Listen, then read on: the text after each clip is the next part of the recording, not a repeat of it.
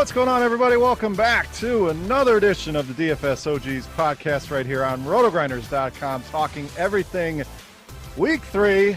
Week 2 is good to some of us. I know a lot of people out there.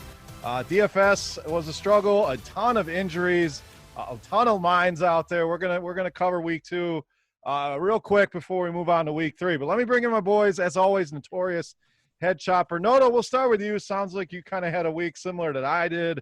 Again, I mean, we lose a lot of big guys, Saquon, McCaffrey, the list goes on and on. We both decided to play Tyrod Taylor. We know how that worked out. So just one of those weeks. I'm ready to turn the page. I know you are. How you doing, my man? Yeah, I'm still recovering. It's one thing to have like an in-game injury or two in your lineups, but for a guy to get hurt right before kickoff, I mean, that was something else. I was actually watching the game, on my phone, the little game tracker, and it says Herbert completes the first pass. And what? Did I miss something here? So that wasn't my best week. I don't even know why I ended up on Tyrod. I wanted to get off of the kind of chalky build on DraftKings. Everyone had the Kyler team with Devontae and then 2 4K receivers. So I decided to play Mike Evans over one of the 4K guys and ended up having a punt quarterback. Anyway, not a good week for me, but yeah, let's get to Chop. He's got some better news. That's right. And I don't need to go over my week. Terrible week, season long, decimated, Saquon and a ton of best balls. But, nobody cares about all that. We know everybody's hurting out there. My man Chop with the big week. Chop, what's up, boy? What's going on, man?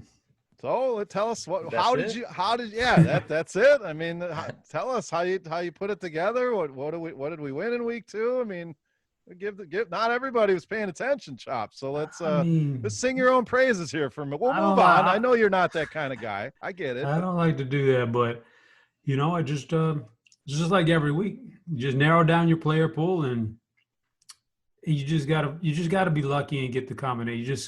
You got to put together a team. Once you get your players in order, you just got to have a roster that just doesn't have any dead spots on it. You just can't have that one guy that screws it up. And every week there's always a ton of guys, landmines out there that'll screw your roster up. Even if it's the defense just going for 2 points, like a defense just going for like 2 or 3 points will mess you up in a big tournament like that. So you just got to get lucky and hope everything clicks. And then if you don't have any dead spots, you hope that you have that one guy. That one guy was Aaron Jones this week. You hope you have that one guy, and you hope nobody else puts together a better roster than you. And so it was a very, very close to the really big money, but I'll gladly take what I got this week. It was a fun week. Yes, it was. Good for you. And our turn now, and listeners' turn, moving on to week 3. So we will not cover the Thursday night game. Derek, any quick thought? I know your team's playing, and they've actually – you got to give them credit. They're playing well, but Miami and Jacksonville on Thursday. I mean, this is for true diehards only here. And they're actually a favorite, Derek. Is this going to be the one and only favorite all year for the Jags? Any quick thoughts here for the people? I want to get you to talk about your team here. I honestly haven't even looked at it. It should be a fun game, at least from a fantasy standpoint, though. 2 bad defenses, might be 2 of the worst defenses in football. So it's going to be fun from, a showdown slate perspective. But, yeah, probably going to be the only time they're favored. And, honestly, every time I bet against them, they end up covering. So I'll bet against them again. Yeah, they're 3-point favorites and a 48-point total. So as ugly as that game looks, for fantasy, it should be fun.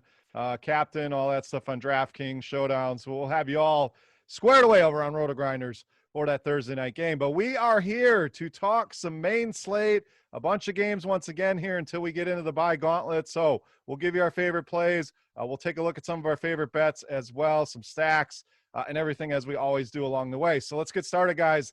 The Vegas Raiders, off an impressive Monday night win over the Saints, head to New England, take on the Patriots. Was also a great game. That Sunday night game was a lot of fun. So, Chop, well, you did well. We'll keep the momentum going with you here, buddy. Two interesting teams here. And DFS-wise, what are you seeing here, Raiders and Patriots? Let me see here. Gosh dang it. Let me pull up my box score. All right. So, I mean, one of the glaring things I've seen this year is how impressive Cam Newton looks. So, got to give him credit. He looks great this year. So I'm on that train some more. They're letting him run. It's almost as if They know he's not going to be there next year, so they'll just pound him into the line. I like Cam Newton. Man, I don't say this about many quarterbacks, but even in tournaments, this is a guy you can run out there with no wide receivers or tight ends. Yeah, you could do Edelman, that's fine, but this guy gets so much production on the ground, especially inside the 5-yard line, where he's their leading running back basically. So you can run Cam Newton out there with, as the kids would say, you can run him out there naked, man. You don't need Edelman. Certainly don't need Harry or Bird or anybody like that. So, but with that being said, there's no running back on that team that looks good to me. So Cam Newton, Julian Edelman in the PPR format is fine. I mean, you could take a chance with N'Keal Harry. He looked better in week 2. I expect him to keep getting better. So he's on the radar. Then on the flip side, oh man, 2-0. The Raiders started off. They look great this year. But I think this is where they meet their match, going on the road against the Patriots. I don't see much out of the passing game. And I think Josh Jacobs is a nice workhorse, but I don't see him getting there this week. So the Raiders are kind of a fade for me. All right, Noto, agree, disagree. I mean, it's hard to argue with Cam playing very well. And in week 1, we saw him really look good on the ground. And in that Seattle game, looked really good through the air as well. I mean, he made some passes we haven't seen him make in quite some time. So if you're going to get a dual threat guy like Cam, I think he's got to be obviously near the top of our list here once again this week. Price is creeping up, but big of upside as anybody out there. Yeah, I mean, how great was the finish to that game? Pats had the ball on the 1-yard line. They knew Cam was getting the ball. The Seahawks knew Cam was getting the ball. Everyone watching knew Cam was getting the ball. It just came down to execution, and Seahawks walked away with it. But a great game. Cam accounted for 444 of the 464 yards for the Pats, which is pretty crazy. Agree with Chop, one of the better quarterback options of the week. You can pair him up with Edelman, set a new career high in receiving yards. Kind of wasn't expecting that this early with Cam as his quarterback. And I like N'Keal Harry as a sleeper. You know, he's been getting a lot of targets right around the line of scrimmage, just hasn't broken one yet. So like him as a sort of a deep sleeper. And then the Raiders, yeah, I'm going to be fading them as well. I like Josh Jacobs. He's running really hard right now. Yards per carry haven't been there, but he's had some tough matchups, at least last week against the Saints. And the Pats defense, you know, their run defense hasn't been as good with all those guys opting out, but still have very good corners. So I don't really want to trust the passing game in this one. Yeah, I think you'll see a lot of people go to Darren Waller, who looked great last night. But you got to think New England's really going to go out of their way, take this guy out of the game, make some of these other guys beat him, the Ruggs, the Edwards of the world. And Jacobs, a fade for me here as well. Just not a great matchup here. I like his involvement in the passing game, but mostly Cam for me, and I agree with Chop. I don't think you have to run him out with someone, but Harry does provide some good value. So let's go to the betting window, boys. Patriots -5.5 here at home. Juice on that number, so probably going to go to 6 here, but we'll keep it at 5.5. 48 on the total, Derek. Yeah, I'll take the Pats at home. You know, Raiders coming off that big win. So I'll take the Pats. Do we have an update on the picks, by the way? We do. I was just going to bring that up here. You boys did a little bit over 500 last week. Derek, you went 7-6 last week. Brings you to 18-8 on the season, so up 10 units. Chop also 7-6, up 2 units, 14-12. My struggles not only were in DFS, but at the betting window as well. So that just continues. 4-9 last week. So don't listen to this. Like I said, go opposite of what I say. You're going to win some money here in my betting picks. 9-16 on the season. So I might be doing some more abstaining here from the picks, but we got to turn it around eventually. So Chop, you got a pick on this game, -5.5 and 48. I agree with Derek in that New England at home coming off a loss. I think they put it on the Raiders. All right, I'm going to go with you guys here. We do pretty well when we all agree, so hopefully I don't drag you down on this one, but I agree. I think the Patriots win this one pretty handily. Let's move on to our next game, Chicago in Atlanta. What a collapse, Derek. I mean, the Falcons had that game won, the whole onside kick debacle. I mean, just a head-scratcher there, how they lost that game. I saw there was a story, some guy bet 35,000 in-game to win 1,000. On the Falcons, so tough beat on that one. But other side of the ball, Chicago, they continue to pull out wins, and it's been ugly. It's some guys disappearing. Anthony Miller takes a bagel this week. A-Rob was disappointing, but Montgomery got on track. Is this a Trubisky spot? And what do we do with Atlanta, Derek? I mean, we continue to see Ridley get it done. Julio, disappointing last week. You're willing to go back to the well there? Oh yeah, that's a pretty bad beat there. I thought you were gonna say he bet on the Cowboys in game because that would have paid pretty nicely. But That was yeah, Chop that did that. that's that's pretty bad. There was a golf story about that a couple weeks ago. But anyway, um, yeah, I like the Falcons. You know, you can pretty much pick your poison here. Julio Jones apparently had a hamstring injury last week that he was playing through. So if that lowers his ownership, I think it's a good spot to buy low on him. I know the Bears defense is pretty good, but anytime Julio's low owned, I'll play him in tournaments. Fine with Ridley. I wasn't expecting him to have 70 fantasy points through the first two games. I like Hayden Hurst as well. I'm high on him this season. Tight ends kind of become one of the deeper positions in DFS, which is kind of crazy. And then Matt Ryan indoors is always a thing. Still no trust in Todd Gurley. Couldn't get anything going on the ground, even though pretty perfect game script last week. On the Bears side, I really wanted to play Trubisky in this passing game, but with Allen Robinson, not getting his contract and, not being happy there in Chicago, I just don't know what I want to do. He would still be my favorite target in the passing game, but I just don't trust it. It is a great spot, though. Indoors, on the road, they're underdogs. And, Trubisky hasn't played great, but he's shown upside at least in a couple of quarters this season. So I'm fine with him, but not guys that I'm forcing into my lineups. All right, Chop, let's go over to you. Thoughts here. You more aggressive on this game. You feel the same as Derek. I'm leaning more towards Derek's side of things, but any plays that really stand out here for you? Ooh, standing out, no. As far, I'll tell you what, in general, standing out, there's one guy that stands out for me, and that's Julio Jones. I think he's caught enough flack for dropping a pass that would have sealed the game, and he's going to absolutely destroy Chicago this week. I like the narrative right there. So I like Julio Jones, but the rest of it is kind of mundane. I mean, yeah, I want to attack the Falcons, but it's Trubisky, man. He's just not very good. So I don't know how much of that I can have. And on the flip side, I just think it's a Julio Jones week. And Todd Gurley, I mean, R.I.P. Todd Gurley, man. He used to be the guy. He gave us a good season and a half, He but sure did. It's a done I deal ruined now. it. I Yeah, ruined it. he's got to have and I'm sure at some point in the year he'll have the perfect game script, but he has to have the perfect game script for him to be a guy anymore. And I don't think this is it.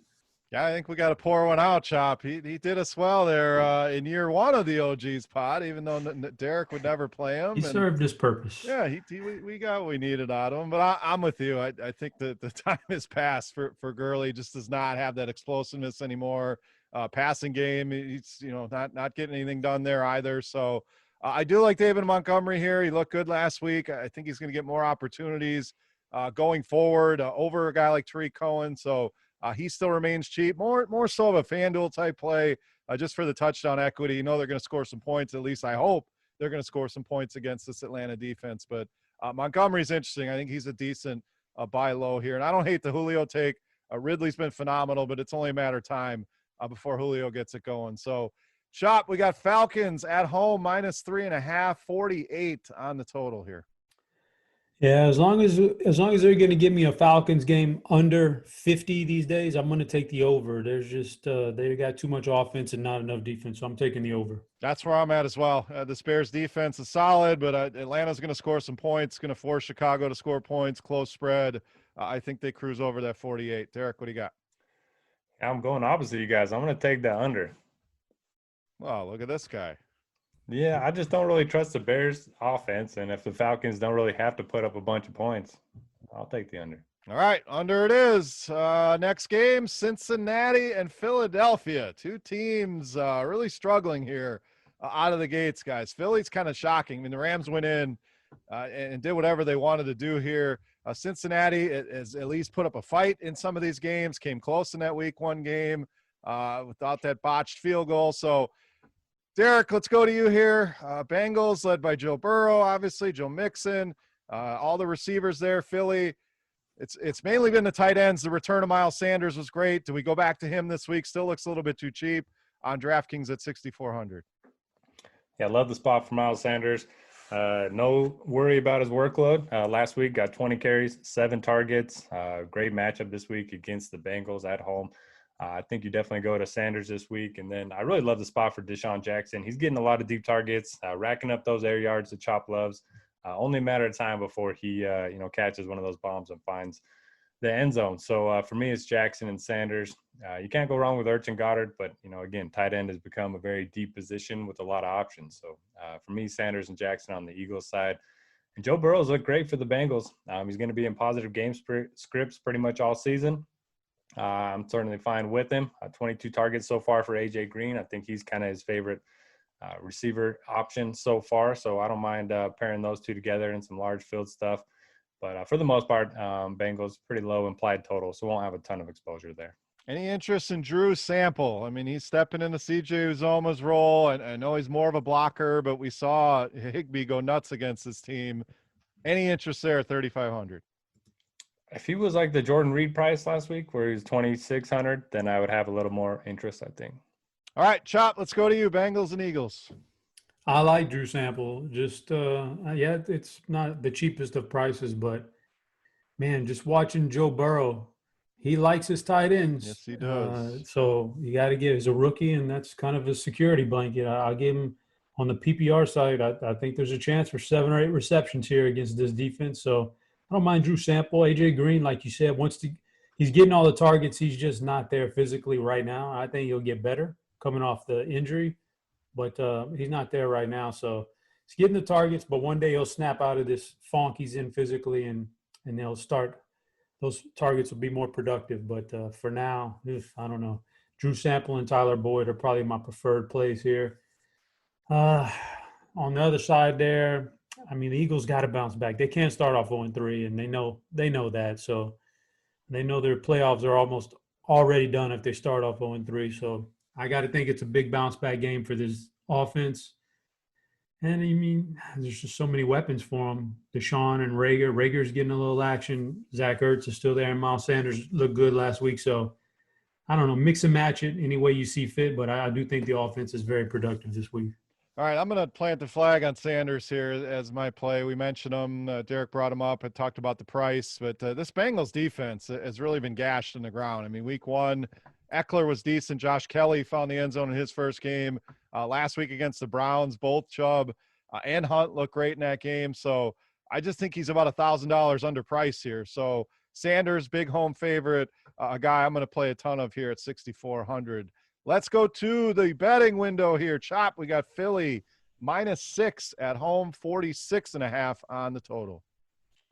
This is a tough one with that line. I'm gonna take the over. I'm gonna take the over on this game, but your Sanders take does scare me because I think they could find success on the ground and then kind of limit some possessions, and that's not good for the over ever. But I'll take the over. All right, I am going to take Philly here. I do think it's a close game, but Philly pulls away at the end. They got to get things going here. They're clearly the better team. Give me Philly -6. Derek, what do you got? Yeah, I'm with you, Beer. I like Philly at home. Line open at 5.5, already up to 6. Could get up to 6.5 or 7 by the time it kicks off. All right, let's go on to two teams that have been decimated by injury, San Francisco and the Giants. A little bit of breaking news here. Normally Chops our crack reporter, but Devontae Freeman expected to sign with the Giants. So by the time you guys listen to this, it'll probably already be old news. But as long as the old COVID testing goes well, sounds like Freeman will be a New York Giant. So not sure if he'll be ready to go this week or not. Just something to keep in the back of your head. San Francisco down. Raheem Mostert, Tevin Coleman. So, Chop, I'm going to go to you here. There are going to be some popular plays in this game. Some cheap Giants running backs, Deion Lewis, Wayne Gallman expected to be active here on the San Francisco side of things. Jerick McKinnon, 4,900. And I'm going to throw Jeff Wilson in here. I think he could be a sneaky guy with everybody excited about McKinnon at 4,000. We've seen him be a touchdown vulture, a guy that comes in and gets production out of nowhere. So, thoughts on this game? Obviously, the loss of Barkley. It sucks to see it. He's out for the year. The San Francisco not only down those running backs, they're still down Debo. We'll see on George Kittle, but just the walking wounded here, Chop. So value in those 49ers running backs. Which one do you prefer there? That's going to be a huge question on Sunday is because like you said, everybody's going to gravitate to Jerick McKinnon. But I did see some stat the other day that once those other running backs left the game, like Jeff Wilson out-touched Jerick McKinnon by a pretty wide margin. So, I mean, I think McKinnon's super talented and he looks good this year. but we're not in the coach's head. We don't know what's going to happen there. So there's a chance Jeff Wilson gets more touches this week, but I'm still going to lean towards McKinnon and the talent on limited touches, more limited touches than Wilson. But it's going to be tough. If Kittle comes back this week, he's the guy I'm turning to. If he comes back, he should be healthy and should be okay. And they just don't have any receivers. I mean, I want to believe one day Ayuk's going to be good, but I just don't think he's there quite yet. So, and Kendrick Bourne is kind of to me, a one-trick pony right now. So if Kittle is back with the lack of running backs, I think George Kittle has a monster day. So that's the guy I'm leaning to. And on the flip side over there, oh man, are we finally going to see Deion Lewis do something? I mean, like he signed that big contract. Nope. No, yeah, I mean, that's like he signed that big contract. I thought we all expected him to do better with his former team, but I mean, somebody's going to get a chance now. And I don't know, and this 49ers defense, man, it's so decimated with injuries that somebody's going to take advantage of it. It's going to be interesting to see how that plays out, but I don't know, man. I'm kind of torn on who I want the Giants. Slayton is the best receiver, but Golden Tate's going to get his fair share of targets in this game. So, and Ingram's just been a huge disappointment. I'm going to lean towards Golden Tate, I guess. All right, I really like Slayton. I don't disagree with Tate, especially if Shepard's down. The target tree is going to be a little more narrow, but Slayton's shown that connection with Daniel Jones, gives you the big playability. And this San Fran D, like you said, kind of beat up. So, Derek, let's go over to you. So a lot of the same questions. San Francisco running backs, any interest in Deion Lewis, Wayne Gallman, the Giants running backs? Can we still play Jordan Reed at 4,000? Up from 2,600 if Kittle is out again. And if Kittle's back, I agree with Chop. It's a smash spot. So a lot of questions there, buddy. Just start rattling off thoughts here on this game. Yeah, we got to talk about Jimmy Garoppolo too. They said he might have a chance to suit up this week. So if he's out, Nick Mullins, the better quarterback of the two. Yeah. That would just make this whole game just one of those large question marks. On paper, I like McKinnon more than Wilson, but I do think he's going to be pretty popular. So keep an eye on ownership throughout the week. Keep an eye on what the coaches are saying about workload for those two. And then if Kittle's out, yeah, you can definitely go to Reed again if you want. Don't have a ton of interest in the receivers at the moment. So just don't really know where the ball is going to go. But if Kittle's active, either if it's Jimmy G or Mullins, I'll have a lot of interest in him. And on the Giants side, not a lot to love. I kind of agree with you on Darius Slayton. The Niners have always been tough on tight ends, and they're without Richard Sherman. They could be without Jason Verrett again. So I think it's a pretty good spot for Slayton to get going a little bit. But I won't be on Deion Lewis, that's for sure. Yeah, no Deion. Chop, stay away from Deion Lewis. You're just walking into. I mean, let's assume Freeman's not even in there. I think the thing with Lewis and McKinnon is I don't know that their roles are going to change, and they're not going to become 15 carry backs. They're still going to get targets, which we know are more valuable. But I think you could see Wayne Gallman and Jeff Wilson being the guys carrying the load here. So it's a game you're going to have to pay attention to the news all throughout the week. I mean, it's an ugly total. It's not one I'd go out of my way to target, but maybe some interesting leverage there with some of those running backs. So, Derek, let's go to the betting window here. Niners 4-point road favorites, 41 on the total. I don't really want to bet either side. And with the Niners defense being decimated, don't really trust the Giants defense. So I'll take the over, even though, both these teams are shorthanded offensively. I'm going to agree with you. It's a low number. I think the defenses are bad enough, even as bad as the offenses might be, that they'll still score enough points here to cruise over that 41. So I'll go over as well. Chop, what do you got? I like this game quite a bit. I'm taking the Giants. I like this spread quite a bit. I'm taking the Giants. All right, Chop, Giants +4 at home. All right, next game, Houston and Pittsburgh. Houston struggled at home against Baltimore. We saw Will Fuller put up the bagel, one of the many landmines that I stepped on in week 2. Pittsburgh side of things look good. Ben looked good. Deontay Johnson getting a ton of targets. James Conner back in there, looking like the guy that we've seen in the past. So, Chop, I'm going to go to you here. I know you tried to bury James Conner last week. Are you still on your Conner is wash take? Are you going back to the well here? And then what do we do with this Houston side? Do we get a bounce back from Watson and Will Fuller in a tough matchup here? My apologies, James, but Like, if you watched it, like it was like all that 106 yards or whatever it was, like most of it came on one carry near the end of the game, and he just totally ran out of steam. And I don't know, man. I still think moving forward, it's a tough sell for me, man. He's so brittle, but it's tough to evaluate. We're going into the third week, so now you got to start thinking about what you're seeing this year. So what did we see from Houston? A really good offensive game, or a good game from Will Fuller, at least in week 1 against KC. Terrible in week 2. But what did we see from KC? They gave up the production in week 1, but they also gave up a ton of production last week to a rookie quarterback and the Chargers and moving. So maybe it's the KC defense is not tuned in right now, and not that Will Fuller's really good or that the Houston offense is really good. So for me, I'm going to lean towards maybe this Houston offense is really not that good right now. I can fade these guys. I think I can comfortably fade all these guys on the road against Pittsburgh, who I have a lot of respect for that defense.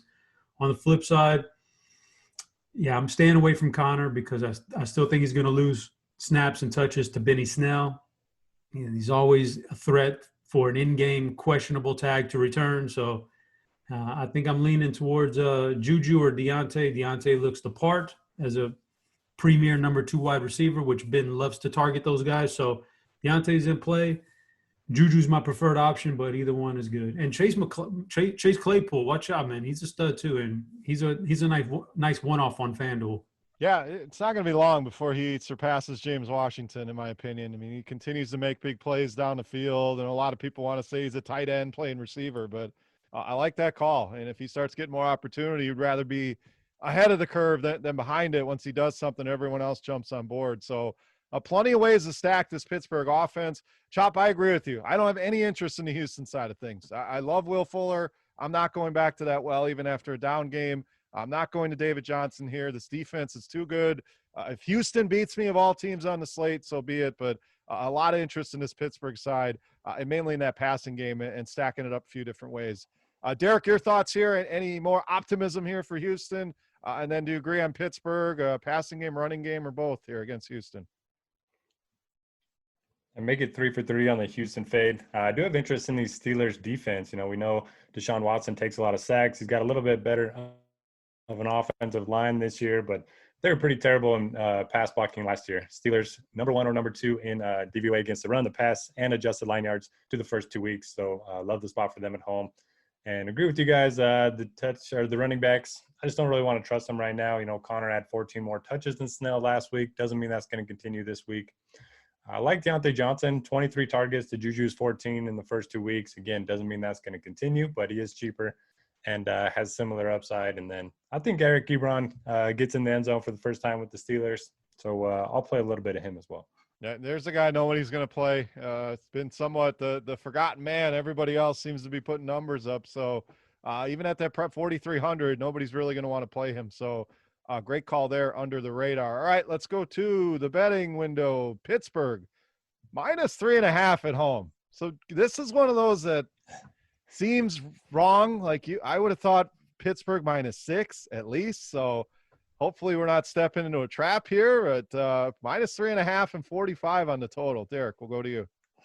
Yeah, I'll eat the chalk with the Steelers. I don't really see why the line's this low, but maybe Vegas knows something we don't. It just feels bad, but I'm going Pittsburgh here as well. So hopefully I'm not dragging down your record here, Derek, but 3.5 seems too low.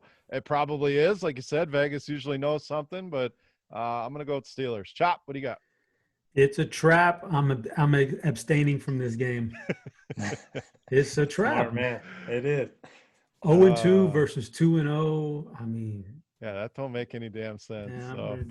they're setting you guys up. I'm right. saying We'll see. Vegas is always right, so they're probably right here again. So maybe that should give us more optimism on Houston, but maybe that changes throughout the week. But right now, tough to get too excited about that offense. So let's move on to our next game.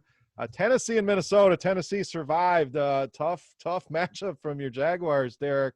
Got it done. Derrick Henry, one of the biggest landmines for me. I was very, very big on Derrick Henry this week. I mean, the workload was there. Just the numbers and the touchdowns weren't there.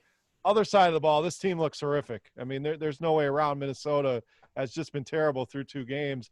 Another tough test here, although they go home.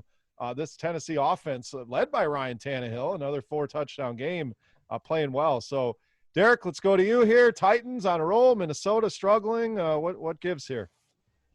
Yeah, I mean, I was pretty high on Derrick Henry as well, and the worst part was, all the Derrick Henry faders came out in groves, afterwards on Twitter. Yeah.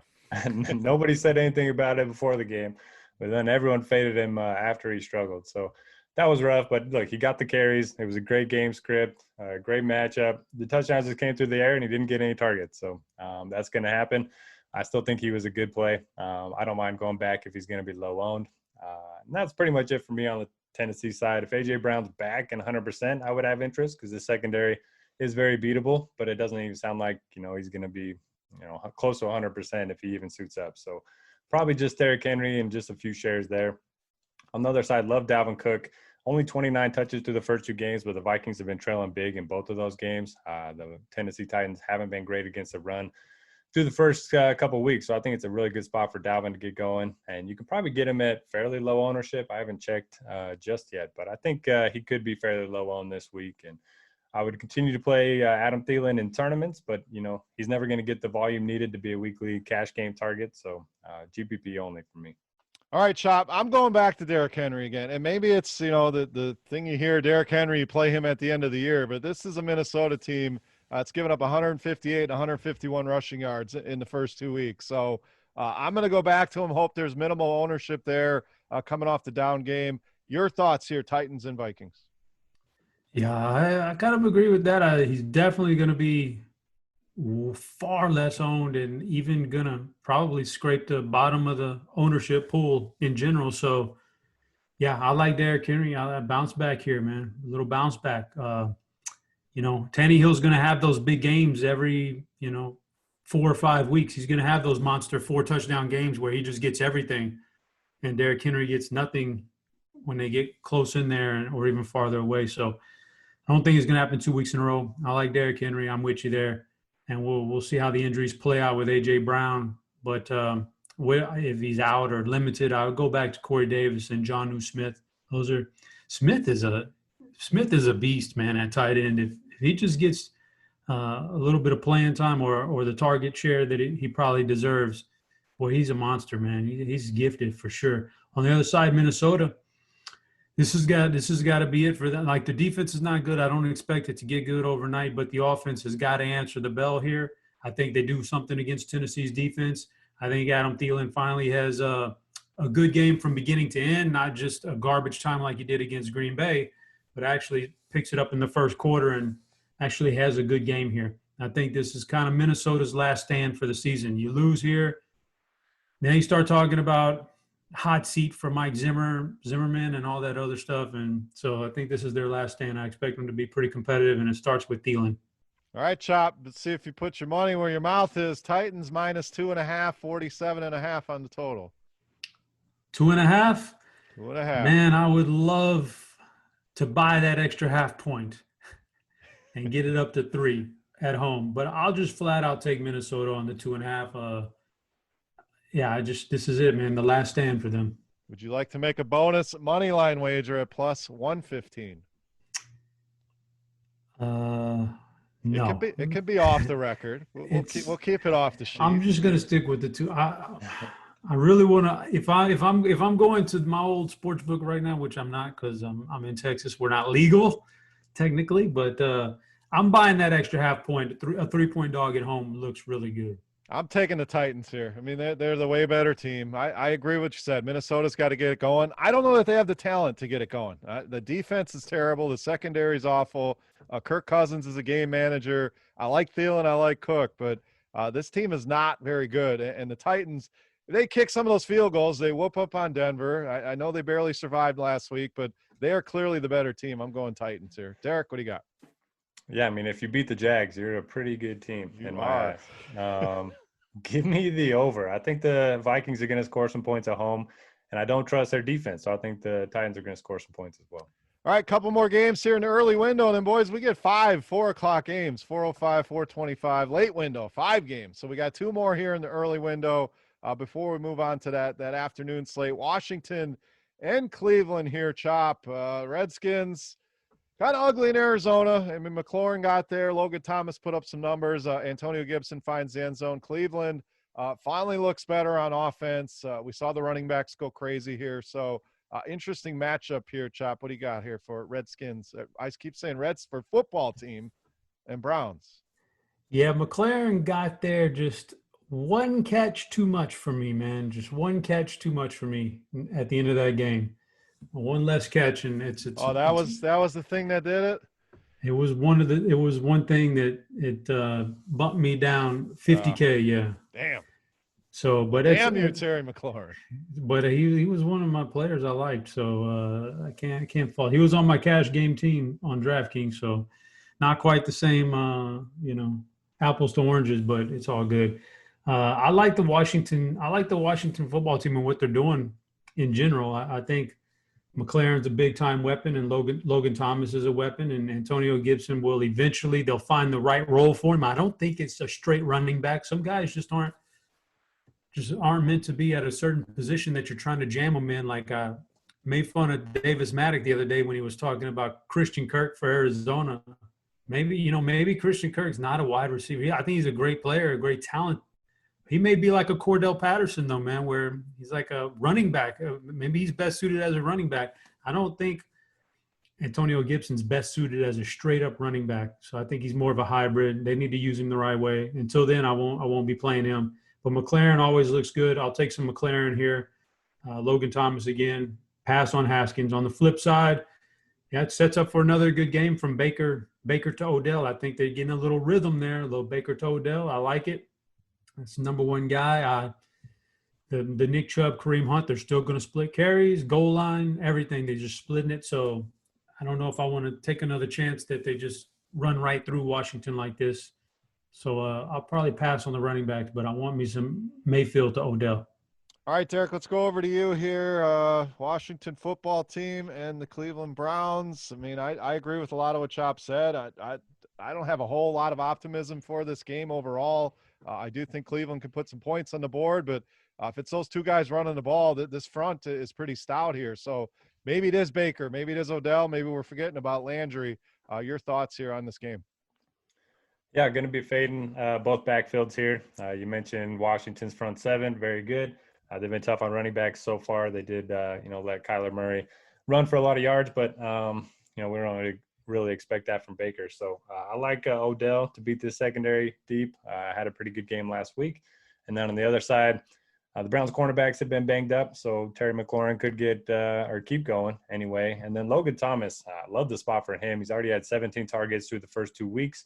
And the Browns are dead last in fantasy points allowed to tight ends through the first 2 weeks. So it seems like a really good spot for Thomas.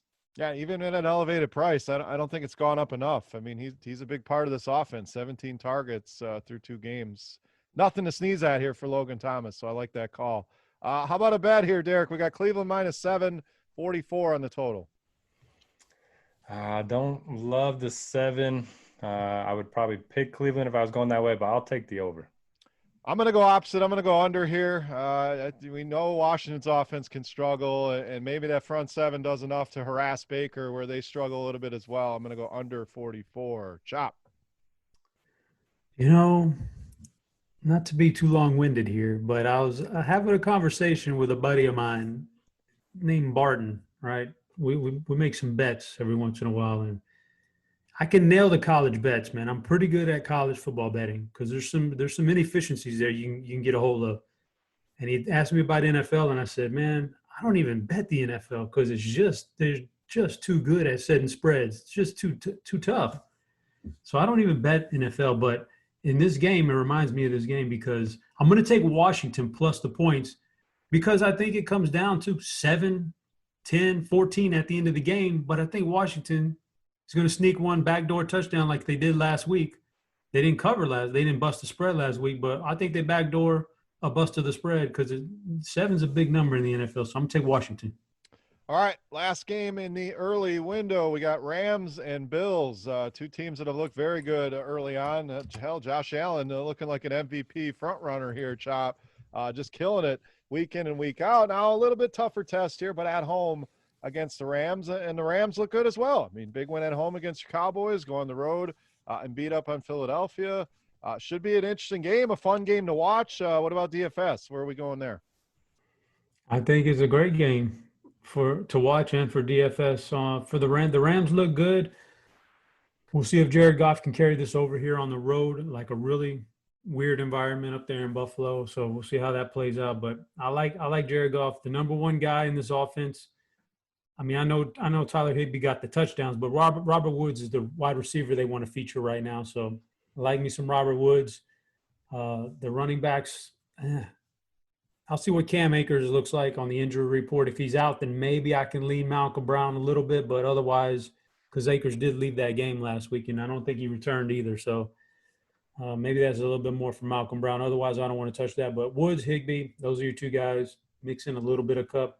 On the flip side, that's where it's really interesting because now you're going to get Diggs probably shadowed by Jalen Ramsey.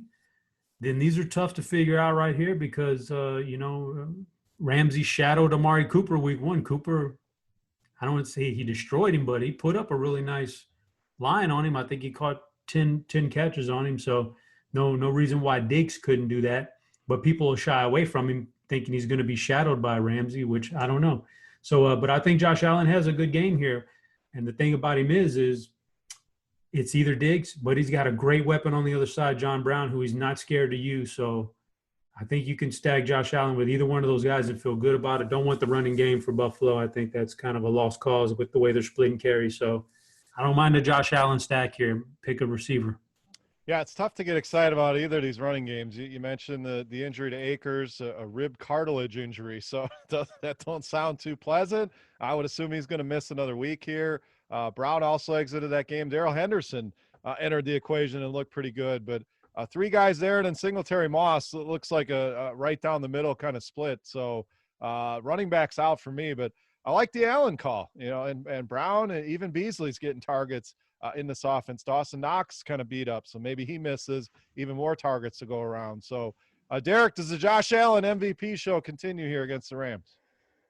I mean, we've seen him do it against the Dolphins and Jets. So if he can do it against the Rams and Aaron Donald, then I'll definitely be a believer. I mean, I still, think he's been off to a great start. So toughest matchup so far. Can't wait to see what he does against the Rams. Probably won't be playing him in DFS. I just like other options a little bit more at his price point. But I do want to see, how many times Stefon Diggs runs routes from the slot, if they've been using him from the slot at all this year, because he could avoid Ramsey, at least, for some of his snaps there.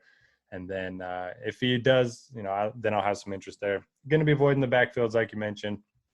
And for the Rams, for the Rams, the only guy I would really look at is Tyler Higbee. He's coming off that 3-touchdown game, which isn't great, but the Bills did give up 130 yards and 11 receptions to Mike Gesicki last week. So I think I have more interest in this game to watch than I do to target. All right, let's see if you want to bet on it, Derek. Buffalo -2.5, a little bit of juice on them here, and 47.5 on the total. I will take the under. Under. It was the bet I was thinking as well. I just think these defenses can kind of keep the other offenses at bay. I know the Rams just went nuts against Philly, but this is a big test in Buffalo, even without the fans and everything there. I'm going to go under here as well. Chop, what do you got? Very, very solid. Just for the sake of kind of doing something different, I think I want Buffalo here at home. I think they're going to win this game. All right, before we move on to the afternoon games, guys, last week in the books, it's time to review the tape and prepare for this week. No better place to get in on all the action than with DraftKings, the leader in one-day fantasy sports. To add to the excitement of this week, DraftKings has a free shot at millions of dollars in total prizes up for grabs. So, guys, if you haven't tried it yet, you've been listening to us for years. You've probably already tried it, but if you haven't, head to the App Store now because you don't want to miss this. All you do, you draft your lineup and you feel the sweat like our boy Chop had last week, like never before. Every run, pass, and catch means more with DraftKings. Very simple. You pick your lineup, stay under salary cap, and see how your team stacks up against the competition, including us. We'll be out there. Come get some against the three of us. But nothing adds to the excitement of watching the game quite like having a shot at millions of dollars in prizes. And DraftKings has paid out billions of dollars to winners since 2012. So they know a thing or two about cold, hard cash. So guys, download the DraftKings app now and use code DFF. For a limited time, new users can get a shot at millions of dollars absolutely free this week. Don't miss out on the week 3 action. Enter code DFF to get a free shot at millions of dollars in prizes with your first deposit. That's code DFF, only at DraftKings.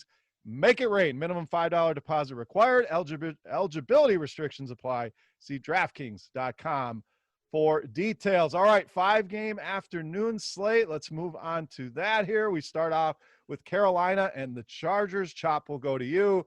Obviously, a huge blow here, losing Christian McCaffrey for this Carolina offense. Looks like Mike Davis is going to be the guy. Kind of picked up some garbage time towards the end of that game. And Chargers side of things, back to Tyrod Taylor. Are they going to roll with Justin Herbert? What's going to happen there? These Chargers running backs look great last week. So more optimism for this Chargers offense, I think, with Herbert under center. But they're still saying Tyrod's the guy. So, Chop, break it down. Panthers and Chargers. After some of that other news started rolling in on Monday, some of the other injuries that we weren't even 100% sure of, I just thought, man, we're going to have like a week 17 in the middle of the football or in the beginning of the football season. This is going to be like a week 17 with all these injuries and trying to figure out what role players are going to step up. It's going to be weird, but yeah, that's a massive, massive blow for Carolina. So, Mike Davis, I imagine is starting. I don't know how much interest I have in him because I don't think Carolina keeps it particularly close. I don't know how much of a running game they're going to need once they get behind the Chargers, and they weren't even checking down that much to McCaffrey. So why would they do it with Mike Davis? So I don't know, man. I think I stick with DJ Moore, Robbie Anderson to get some garbage time here and play some catch up. And on the flip side there, don't know who the quarterback is for the Chargers. I don't want either one of them anyway. This is I want a one-off Keenan Allen or maybe one-off Mike Williams. I think the most interest I have here is some Eckler, but FanDuel, I have a lot of interest in Joshua Kelly. Yes. That's going to be a touchdown machine. He looked like he was getting – I know Justin Jackson was a little bit banged up last week, but Joshua Kelly against this Carolina team seems like a matchup made in heaven. 23 carries last week for Kelly. So, yeah, I agree with that 100%. And what about that? I'm just going to throw this out here. Chop, I want your reaction to it. We'll go to Derek, but maybe they use Curtis Samuel in more of a role like we saw at Ohio State. And Chop, you're a college football fan. You know exactly what I'm talking about. They use this guy all over the field. He played running back. He played receiver. Mike Davis is priced up a little bit, so kudos to DraftKings for getting him up to 5,100. But is it getting too cute, assuming Curtis Samuel might take on some of this Christian McCaffrey workload at 4,000? No, I don't think that's too cute. I think that's a very, very shrewd GPP play because you've got outs. Even if he doesn't take on more of a role, you still got outs. He still got 8 targets in week 1. So you can still get you there via that method. And then if he does get some of those touches out of the backfield, oh man, yeah, you'd be in good shape. I don't mind that. That's actually a pretty good play. All right, Derek, what do you got here? Panthers and Chargers. Yeah, you have to think outside of the box to win some of these big tournaments. So definitely like that Samuel call. Really cheap price point, like you mentioned. Going to be avoiding Mike Davis, I think. You know, he's never been a guy that gets a ton of carries in the backfield. He did catch 8 passes last week, you know, kind of in garbage time, and we could see some of that this week. But he's expensive enough that probably going to have to find the end zone in order to pay off that price point. Just not sure their offense is going to be that good on the road against the Chargers, whose defense is still pretty good, even though they're missing a couple guys. And then I agree with you guys on Joshua Kelly on FanDuel. I definitely like Austin Eckler on DraftKings. And hopefully Herbert's the quarterback because he did target the running back 7 times last week. And he loved Keenan Allen as well. Targeted him over 10 times. When Tyrod got the start, you know, he kind of went to Mike Williams more than Keenan. So kind of just depends on who starts there. And I wonder if they're just kind of saying Tyrod's going to be the guy and they'll keep him questionable and they'll just let Herbert, you know, draw a couple starts in a row, see how he looks, and then make a decision from there. I wouldn't be surprised if that's the case. So for me, it's going to be all about the running game. We've seen Carolina just get thrashed each of the first 2 weeks. So Eckler and Kelly for me. Yeah, it's about the best matchup you can ask for on paper for the running backs. And there may be room for both of them to get there, or it's simple as Eckler and DraftKings, Kelly on FanDuel. But really like both of those guys here as home favorites. So, Derek, we get the dreaded 6.5 here on the line. Chargers 6.5-point home favorites, 44 in the total. I'm going to go over here on this game. Carolina's defense is that bad, but I do think they'll score some points. Maybe it's garbage time, but that total seems a little lower than I thought it would, so I'll go over 44. What do you got here? We'll be smashing the Chargers here. Get the adjusted line, like 13.5. Take it. There you go. Chop, what do you got here? Chargers, Panthers. I like that. In fact, I got a little thing with a buddy of mine, Zazzy. Call him Zazzy, right? We do this ladder thing. Like he's got a FanDuel or DraftKings account, whatever it is, where you we do it for NBA where like if the quarter, man, I don't know if I should give out all these secrets, man. Just give us like Cliff Notes. Boy, this is. And what's the guy's name? It's Chop. Zazzy. I mean, that's Zazzy the best part of the story right there. Yeah. So that's a guy I could party with, and I don't even know him. Cliff Notes. Yeah, I like what Derek says. If you think the Chargers are going to blow them out, look at the alternate lines. And like sometimes FanDuel or DraftKings will have them at like start off at -6, which is the regular line.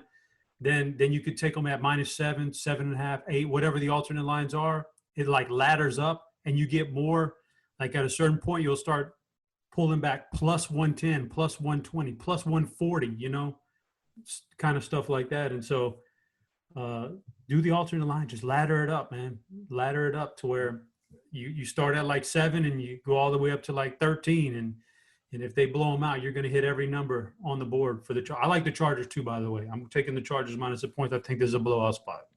All right, let's put you guys to the test here. I have the alternate lines in front of me. So we're going to go to Chargers -10, +150. Oh, baby. Now you're talking dirty now. All right, you're still in. All right, Chargers -12, +195.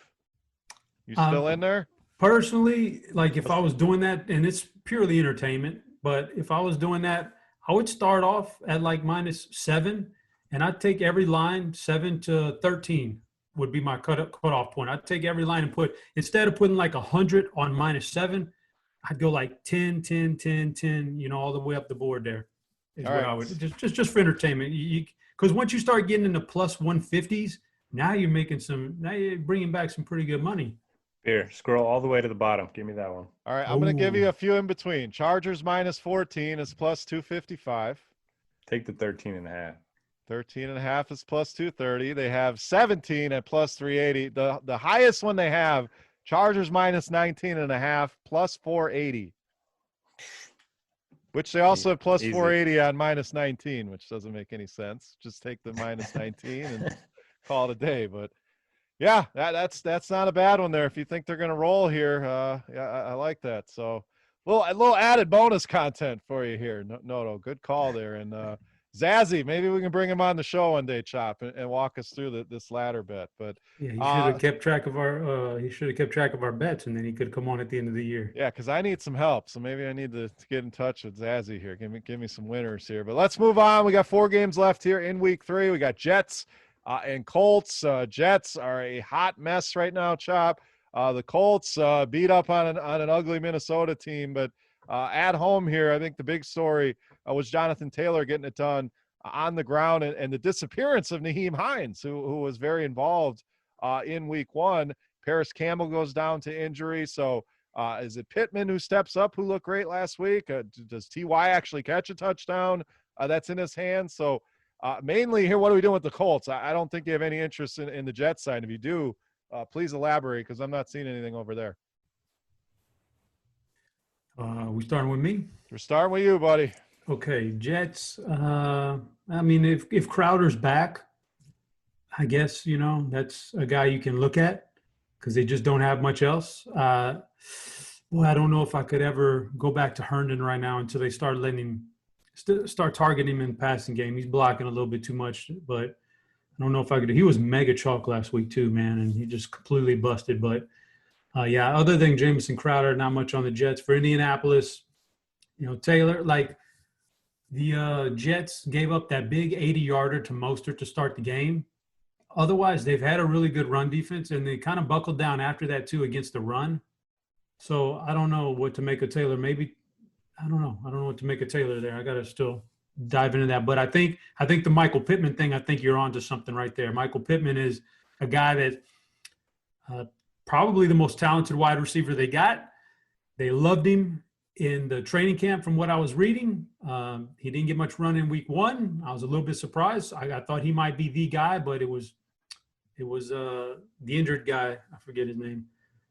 Paris Campbell was kind of took on that role for Phillip Rivers, but Pittman's in there now. They got to play him. I think they like him a lot. I like the Michael Pittman call. He'd be my main focus on the Indianapolis Colts this week. And Paris Campbell was officially put on IR, and that's not the same as IR in the past. That's just a 3-week thing. Could be longer, obviously, but does clear one guy out of the way for Pittman, who played a ton of snaps last week. So definitely interest there for me as well. Derek, what do you got here? Colts and Jets. So the Jets have been kind of a pass funnel defense over the last couple of years, but hard not to go back to Jonathan Taylor. 10.5-point home favorites. I think it's a really good spot for him. 28 touches last week. So I'll go back to him. I like the Pittman call. And then if Jack Doyle's out, don't mind going back to Mo Alley Cox. Ended up having over 100 yards last week for the Jets. Everyone's banged up. No Le'Veon Bell. And then Crowder, Perriman, Hogan, all questionable. If they're all out again, I'll go back to Herndon. I don't mind him. I know he's been blocking a lot, but I don't mind him at that price. And then Braxton Berrios had a decent week last week, filling in for everyone else. They're going to be trailing. So if you need some cheap plays over the middle, we know the Colts like to, play that Tampa 2 where they keep everything right in front of them. So don't hate those two as values. I was trying to find a number. Pittman played 67 snaps last week, so played more than Pascal was in on 59. Maybe that's another one, but T.Y. down at 42 snaps. So a guy that was on the field a lot. We know Phillip Rivers likes that kind of receiver. There was a lot of Pittman, Vincent Jackson comparisons all throughout the summer. So just a name to keep an eye on. A guy that's cheap, I would definitely have in my player pool. So, Derek, you mentioned that big number on the Colts. Let me pull. I'm still in this Chargers thing here.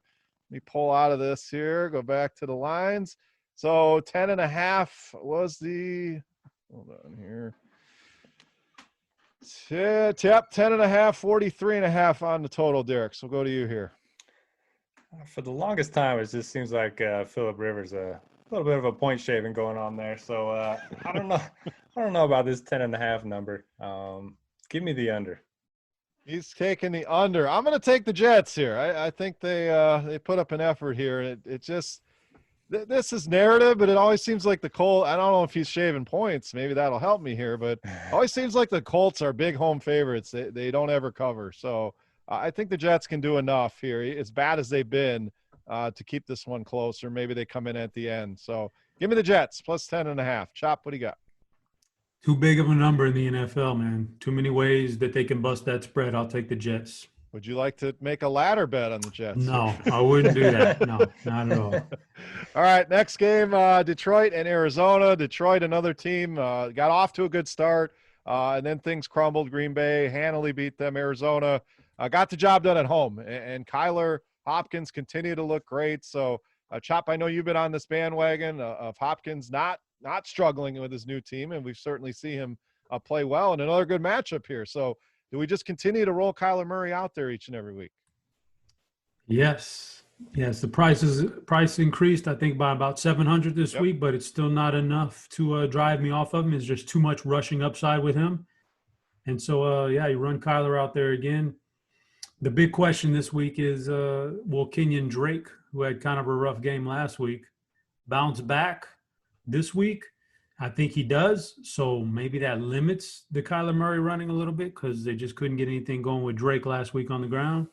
So maybe that limits him a little bit. But Murray, Drake, DeAndre Hopkins, going to be your 3 targets almost week in and week out with this offense. This week being no exception. In fact, this week being something against Detroit at home, I'd want to go even more in on them. So I like those guys. I'm not going to – Christian Kirk's going to pop in some of the optimizers, just because. But I don't believe in him right now. So it's just Hopkins for me. And then on the other side, Detroit, a nice little. I think this is a nice bounce back spot for Detroit's offense, at least. They should get Kenny Galladay back. That obviously going to help Stafford. They get Galladay back. Stafford is in play, and I would pair him with Galladay or Marvin Jones, and then that'll give him three big weapons: Hawkinson, Galladay, and Jones. So that would be good. I'm not touching that Detroit backfield. No way, no how. Not against this run defense, but I wouldn't touch them even against Carolina probably. We saw Kerryon Johnson get the first touchdown on the ground last week. I saw DeAndre Swift, saw Adrian Peterson. That's just too much for DFS purposes to be playing around with. So it's all about the passing game, assuming Galladay comes back. Yeah, as far as those running backs, I agree. If you are going to play one, I think it's got to be Swift. He's the guy that's going to be involved in the passing game if they're playing from behind. But with Galladay back, how many targets are even there? Let's go all the way back to week 1 of last season. TJ Hawkinson put up that monster game. The only game he put up any significant numbers was this same game in Arizona, where Detroit looked good, somehow blew the lead like they tend to do, and ended up in a tie game. But Hawkinson against this Arizona team, in a good spot, and I love the Drake this week. At home, only 6,000 on DraftKings, 20 carries in that last game, a tough matchup with that Washington front, like we mentioned. And Aaron Jones just went ham against this Detroit team. So I know Chase Edmonds is involved. He's getting targeted, but Kenyon Drake at 6,000 on DraftKings is an absolute steal. So love him as one of my favorite plays of the week. Derek, Lions, Cardinals, what do you got? Agree with everything you guys said on the Cardinals. It's a spot not to get cute. Play Kyler, play Drake, play Hopkins. I think all three of them are elite plays. Don't think I'll go to Kirk. If you want to throw him in some MME lineups, I get it. He's going to get some deep shots. It's a pretty bad secondary. And then for the Lions, if Galladay's 100%, I do think it helps this offense for sure. Like the Hawkinson call, we know Cardinals have long struggled against tight ends. They've been pretty good this year, but haven't faced, an elite one just yet. So I like the Hawkinson call quite a bit. All right, to betting wise, let's see. We got Cardinals minus 5.5 at home. Derek, 54.5 on the total. Yeah, it's a big number. That's definitely a massive total. I think the Lions are going to try to slow it down, but they're not going to be able to, so they're going to have to air it out. I will take the Cardinals. I am also going to Cardinals here. I think they're a touchdown better. This Detroit team just looks lost. So their season almost, you want to say, on the line here. They need a win here, but I still think the Cardinals get it done pretty handily. So give me the Cardinals at home. Chop. I will read you a tweet Kenyon Drake sent out. All right, let's hear it. It says, LOL, if you're mad about my fantasy output the first couple of games, drop me and bless someone else in your league. You can push your chips all in on Kenyon Drake this week now, for sure. I'm taking the over. Lots of offense, lots of Kenyon Drake. Give me the over. I might pair him up with that Cardinals defense. A little stack there. You could pair him up with Kyler Murray. Why not? He catches some passes. Yeah, I don't hate that either. So plenty of ways you can go here with the Cardinals. So let's move on. Chop, we got your Cowboys in action. I'm going to go to Derek first, and we'll come back to you. I mean, this is probably the game of the week here. A total even higher than that last one at 55.5. Cowboys travel to Seattle to take on Russell Wilson. And Derek, he just continues to get it done. Another impressive performance on Sunday night against the Patriots.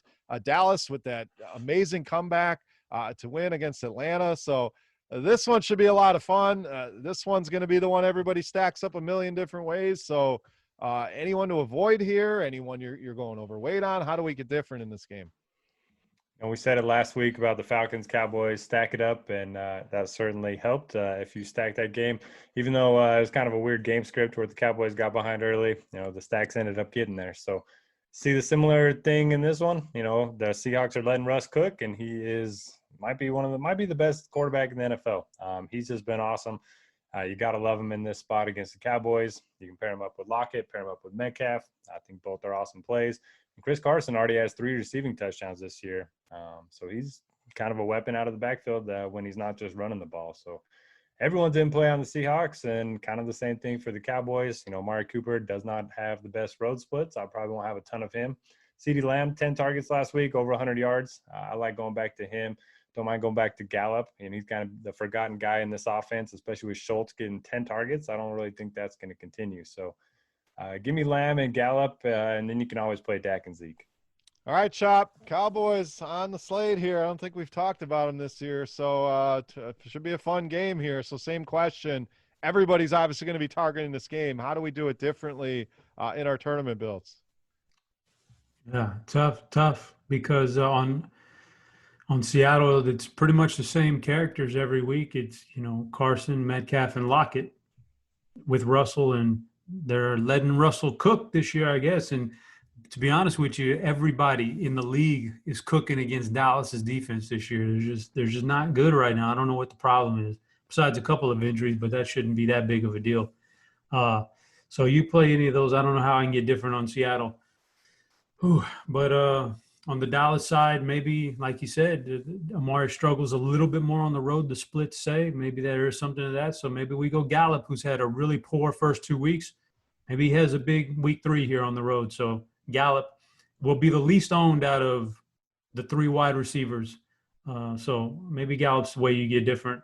But honestly, this is one of those games where you can stick a rule into or a grouping into the lineup HQ saying you want 4 players or 5 players from this game on these 10 lineups you're about to create or something, and just stack this thing all kinds of different ways, because games like this can win you a GPP for sure. Yeah, I don't see either defense doing much to stop the other team, and I love the Gallup call. We saw all 3 of those guys have decent ownership last week, but I think people are going to get sick of rostering Gallup after 2 down games, but he could be the leading receiver here easily. CDs look great. Cooper, like you said, those splits are a little bit concerning, and the price on Gallup down to 5,500. So I like that call a lot. So as far as betting wise, I mentioned the total 55.5, 4.5 in favor of Seattle here on the line, Chop. Oh, man. I'm gonna say that after everything that happened this past weekend, I'm gonna go with Dallas here to hang in this. I think they hang within a field goal here, so I'm gonna take Dallas. I think the spread's a little bit too high. That's what I thought. It'd be closer to 3. I'll take Dallas plus 4.5. If you're interested, the money line plus 185 right now on the Cowboy. I mean, it wouldn't shock me to see Dallas go in and win this game. I know they struggle a little bit on the road against the Rams, but that Seattle defense, Bruce Irvin is out, right, Derek? I believe he's done for the year as well. So they took a big hit there as well. But I'll go Dallas as well. Derek, what do you got? 4.5, 55.5. Yeah, Bruce Irvin's out. So I'm actually going 3 for 3. We're all going on Dallas, underdogs on the road. Let's get it. All right, let's wrap it up with the Jeff Driscoll show here in Denver. Drew Lock, another injury casualty from week 2. So Driscoll, they lose Cortland Sutton as well. We know they've already lost Phillip Lindsay. At home here against Tampa Bay, who has not looked great either, barely survives against Carolina. Brady, the talk is out. Is he washed? The noodle arm. We saw Leonard Fournette kind of take over that backfield maybe, Derek. So break that down.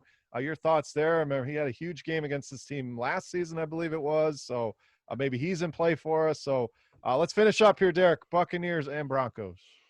We are 1 injury away from seeing Blake Bortles. Yes, sir. Broncos signed him today to be the backup. So that's not good news for the Broncos. I don't have a ton of interest in this game as a whole. Maybe a few shares of Jerry Jeudy. He's already an elite route runner as a rookie, and Sutton's on IR. Lindsey could miss the game, so maybe a little bit of interest there.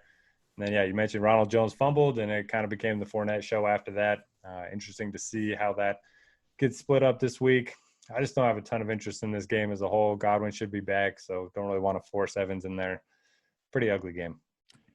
Blaine Gabbert also in the roster here, Derek. So old Jacksonville quarterbacks all gathering together here in this game. But Chop, let's go to you here. Not as appealing as those last 2 games. So anything standing out here, Tampa Bay and Denver? If this game was reversed and it was in Tampa Bay, I'd be locking in the Buccaneers defense. There is a like hesitation being on the road. I don't know the splits exactly, but home defenses are better than road defenses. But boy, the Tampa Bay defense looks good this week. And Brady, nice win last week. He still has a noodle arm. I apologize to the Brady truthers, but he's still got a noodle arm right now. But he got the ball to Mike Evans, so good for him. I think the big question for me is Fournette and Jones. And I guess Denver doesn't appeal to me at all. I don't want any of that. So I'm going to defer to Beer on this question right here, which is a season long. Do I drop like a guy like Michael Gallup and go and run and get Fournette before it's too late? Because it feels like at some point the tide is going to change and he's going to be the guy in Tampa. I'll let you answer that one. I mean, does Gallup have to be the drop? You don't. Yeah, man. Based on the rules, if he's your worst guy, I mean, that's pretty solid. well, based on the rules we have, it's got to be like, or somebody along those like a mid-tier wide receiver kind of a guy. I mean, if you said Christian Kirk or something, I mean, to me, it always makes sense to have running back depth on your bench. And we knew this was kind of going to happen. Is they were almost looking for an excuse to bench Jones. I don't even think that was his fault on that exchange. But I would probably go get Fournette. I don't know that I like dropping Gallup, but meaning to ask you, Chop, we have not gotten any season-long updates from you. It used to be a staple of the show here, your season-long team, and are we still doing the league? Is it still active? Yes, for sure. Okay, so how are we looking through 2 weeks? I mean, I didn't intentionally set out to draft this way, but as the Cowboys go, is the way I go. I got Prescott, Gallup, Amari Cooper. So boy, look at this guy. I didn't do it. They just failed. They failed to me in the draft. They just failed to me. So sure. And I have Aaron Rodgers, Devontae Adams, Aaron Jones. And so I mean, when they had their big week last week, obviously I smoked it. The week before that against the Rams, not so good. So, but Gallup's worrying me a little bit as far as a long-term hold. He's gonna have, because this isn't best ball. I gotta choose between Amari and Gallup every week, and man, it's so easy to choose wrong. And then Gallup is just kind of like not there a lot of weeks. So I was wondering about Fournette, because you're right. The running back depth is so key, man, especially this year. So, and one of my guys is James Conner, and I fear for that guy getting broken in half here eventually. Chop, is this a 4-team league? Why is Leonard Fournette on waivers? Yeah, there's only 8 of us. Okay, now it makes sense. All right. Oh, maybe we need to expand this league. Get me a Noto in there. Make it a 10-teamer. Yeah. I mean, it's just a bunch of guys from back home, and they take it seriously enough. But yeah, we've tried to bring in other guys before, and that didn't work out too well. I'll just leave it at that. All right, you stay with the 8 then. So let's go look our final bet of the day. Chop, we'll go to you. We got Tampa Bay 6-point road favorites, just 43 on the total. 6 points, huge number on the road, but Denver just don't see them being able to do too much. So I'm gonna go Tampa here. I'm gonna go under. I could see Tampa really controlling this game and using Fournette, using Jones, and Denver. I mean, Driscoll. I mean, he has had some spirited efforts. I mean, they hung in that game last week. We saw him in Detroit put up some decent games, but against this defense, I don't know if he's going to be able to do enough. So I'll go under 43 here on the total. Derek, final pick here for week 3. Yeah, I'll take the under as well. Don't really like this game as a whole. But, yeah, my home league has the opposite problem. We have 14 guys, so there's nobody on waivers. Yeah, that's what my main league is a 14-teamer, and that baby's brutal. There's no Leonard Fournette just hanging around to pick up there, Chop. It's slim picking. So I apologize, man. Hey, that's all right. You got to keep the old home league going. 8 guys, 14 guys. This is don't matter. This is 1997. This is about our 23rd year together. That's awesome. And it's seven of us were originals. One guy, we have no idea where he is now. But bunch of OGs in that bad boy. Yeah, so man, crazy. All right, well we'll keep tabs on you, Chop. See how it goes throughout the year. But guys, any final thoughts? We ran a little bit long here, but a lot of games to cover. A lot of bad betting picks for me to give you. But week 3 as a whole, guys. Anything you want to hit on here before we get out of here? Chop, we'll go to you. Just the only thing I would say, if you've had 2 bad weeks, don't get discouraged. This is what NFL is, and just keep plugging in the right process, and you will hit a good lineup and make it all up in 1 week. I guarantee, eventually, with the right process. Yeah, agreed. I mean, there were some things last week out of your control. To me, I loved Saquon Barkley as a guy to go back to. He gets hurt. There's nothing you can do about that. I don't think the process is wrong. Now, Tyrod, Derek, the process for me and you, maybe we need to pay a little bit more attention to the pregame warm-ups. But I agree. You know, a lot of people had a rough week too. Throw it aside, and this should be a fun week here. Some exciting games. You got a nice split slate of games here. 5 games on the afternoon window.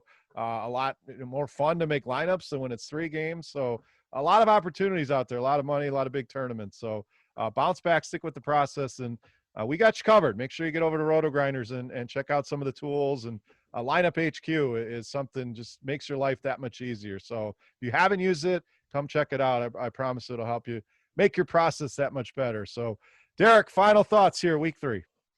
Great advice from you two. I will just say, while it's tempting to force those cheap running backs into your lineups, just make sure they're getting a full workload. I mean, there's a lot of guys that would just have question marks, and if you just pay a little bit more, you can get the likes of, Miles Sanders, Kenny Drakes. I prefer them this week. Yeah, love those 2 guys. Yeah, you may see those 2 guys in my video this week. Big fan. So that'll do it here for week 3. For my boys, Notorious Head Chopper, I am Beer, saying salut, guys. Best of luck this week. Thank you, as always, for listening. Feel free to go ahead and give us a review over on Apple Podcasts. If you want to hit us up on Twitter as well, or in the comment section of the video. But, guys, thank you once again for listening, and we're out of here.